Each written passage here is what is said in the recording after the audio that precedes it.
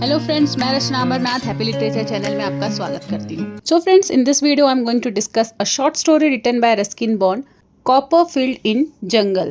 So whatever text I have provided in this video in the form of summary, you can use it in your notes. Now let's start with an introduction. Ruskin Bond's Copperfield in Jungle is a delightful autobiographical story that humorously contrasts the enthusiasm of hunters with author's own budding love for literature. It means it is a personal story about the author, his own life, and it humorously shows the difference. Contrast means difference between the people who love hunting and the author who is more interested in books. Setting of the story is in the Terai forest of Shivalik Hills and follows a young boy who does not care about hunting but instead discovers the joy of reading. So this experience later helps him to become a writer. Through his clever and funny observation, Bond shows how pointless hunting can be and highlights the happiness that books bring. तो ये story किसके बारे में है? ये एक autobiographical type की story है। मतलब ऐसा दिखाया जा रहा है कि ये राइटर की खुद की स्टोरी है जो एक फॉरेस्ट में है, तेराई फॉरेस्ट में अपने अंकल के साथ गया है। एक छोटा सा लड़का, 12 साल का लड़का। तो दोनों के इंटरेस्ट के डिफरेंस को बताया गया है कि कोई इंसान हंटिंग में इंटरेस्टेड है तो यहाँ पे ये जो छोटा सा बच्चा है वो बुक में इंटरेस्टेड है और यही इंटरेस्ट उसको आगे चल के राइटर बनाता है। Now let's start with the summary. The story begins with the narrator explaining his grandfather's deep respect for wildlife. Unlike many hunters, his grandfather believed that animals had just as much right to live as humans. He saw no justification in killing them for sport. तो story की शुरुआत में, इसके beginning में narrator अपने grandfather की बात करता है कि वो बाकी हंटर्स की तरह नहीं है। वो अपने ग्रैंडफादर के बिलीव को शेयर करते हैं, उनके थॉट को शेयर करते हैं कि उनको ऐसा लगता है कि जो एनिमल्स हैं उनको भी उतना ही जीने का हक है जितना कि ह्यूमंस को। तो एनिमल्स को स्पोर्ट्स के लिए मारना, अपने शौक के लिए मारना एकदम ही बेवकूफ़ी है, ये एकदम ही इनजस्टिस है। एनिमल्स को सिर्फ सर्वाइवल के लिए ही मार सकते हैं। The narrator, though not as principled, find hunting dull and uninteresting. तो नरेटर जो है वो एक 12 साल का बच्चा है, तो अपने ग्रैंडफादर की तरह बहुत ही हाई प्रिंसिपल का इंसान नहीं है, उसे क्या पता ये सब चीज़ें, लेकिन फिर भी उसे हंटिंग में इंटरेस्ट नहीं है, उसे ये चीज़ बोरिंग लगती है। Despite his disinterest, he is taken on a hunting trip by his uncle Henry and a group of enthusiastic shikaris. तो भले ही नरेटर को इस एक्टिविटी में इंटरेस्ट नहीं था, उसे हंटिंग में इंटरेस्ट नहीं था, फिर भी उसके अंकल उसको जंगल ट्रिप में लेके जाते हैं अपने फ्रेंड्स के साथ। द एक्सपेडिशन मतलब होता है लॉन्ग जर्नी, जो जिसका पर्पस होता है कुछ एक्सप्लोर करने का। तो यहाँ पे लोग जंगल में आए थे कुछ एक्सप्लोर करने के लिए। इनका एक्सपेक्टेशन था टाइगर देखने के लिए, टाइगर को शिकार करने के लिए।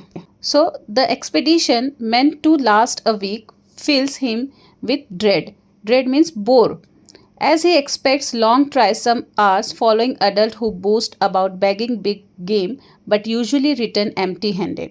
तो नरेटर को ये डर था कि ये ट्रिप बहुत ही बोरिंग होने वाला है, ये लोग बड़ी बड़ी बातें करने वाले हैं जो कि एक्चुअली में कुछ कर नहीं सकते, फिर भी लोग बड़ी बड़ी बात करेंगे और होता भी वही है। ये लोग कोई टाइगर को नहीं देख पाते, कोई टाइगर का शिकार भी नहीं कर पाते।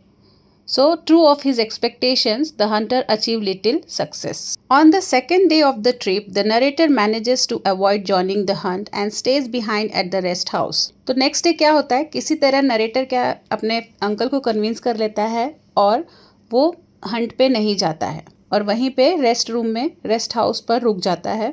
While exploring the bungalow, he stumbles upon a dusty shelf of old book. तो नरेटर ऐसे ही बंगलो को देखता रहता है, क्या क्या चीज़ें हैं, कैसे रूम्स हैं। तो वहाँ उसे एक ओल्ड शेल्फ मिलता है जिसमें सारे बुक्स रहते हैं और ये शेल्फ, ये बुक्स जो थे, राइटर के पूरे ट्रिप को चेंज कर देता है, उसका पर्पस ही चेंज कर देता है। He eagerly starts reading love among the chickens by PG Wodehouse. तो जब ये बुक शेल्फ को देखता है उसे कई सारे बुक्स मिलते हैं, जैसे कि पीजे वुडहाउस का लव अमॉन्ग द चिकन्स, वो उसको एकदम ईगरली पढ़ने लगता है।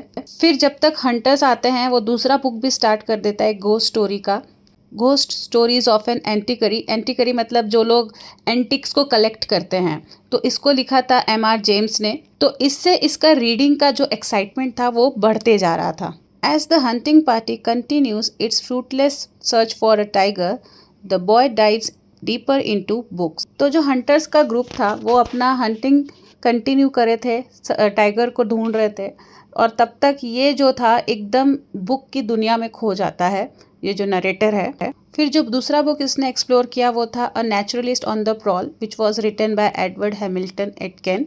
और इस बुक को पढ़ते हुए थोड़ा सा वो डिस्ट्रैक्ट हो जाता है क्योंकि उसके सामने से, उस बंगलो के सामने से एक डियर पास होता है।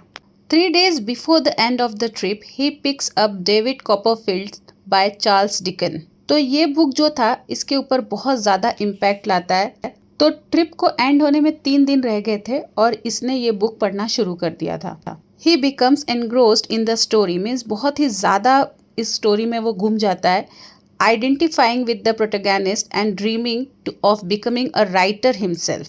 However, his reading is briefly interrupted by a startling event. He witnesses a leopard emerging from the jungle and snatching a stray dog right in front of the bungalow. तो ये थोड़ी देर के लिए डिस्ट्रैक्ट हो जाता है। ये लेपर्ड देखता है अपने बंगलो के एकदम सामने, जहाँ पे लेपर्ड जो है एक स्ट्रे डॉग पर अटैक करता है। लेकिन इससे पहले ये कुछ बोलता या चिल्लाता, किसी को बुलाता, वो लेपर्ड वहाँ से चला जाता है। तो उसको लगता है कि अब चिल्ला के किसी को बता के कोई मतलब नहीं है, और वो बुक रीड करना कंटिन्यू करता है। फिर उस इवनिंग को वो जो हंटर्स थे वो वापस आते हैं, उनका वापस से वही फेलियर रहता है, उन्हें कोई टाइगर नहीं दिखता, कोई लेपर्ड नहीं दिखता। तो नरेटर कैजुअली ये मेंशन करता है कि उसने लेपर्ड देखा था बंगलो के सामने, पर वो सारे हंटर्स इसका मजाक उड़ाने लगते हैं और ये बोलते हैं कि तुम बुक में इतना ज़्यादा खोए रहते हो कि अपने इमेजिनेशन को सच समझने लगते हो। तो यहाँ पर नरेटर बहुत ज़्यादा उन लोगों को कन्विंस नहीं करता, छोड़ देता है, ठीक है तुम जो सोच रहे हो वो सोचो। The hunting expedition ends without any major success. As the group returns home, the narrator takes David Copperfield with him, unwilling to let it gather dust for another 30 years. In a humorous reflection, he acknowledges that while he failed as a shikari, this trip marked the beginning of his literary journey.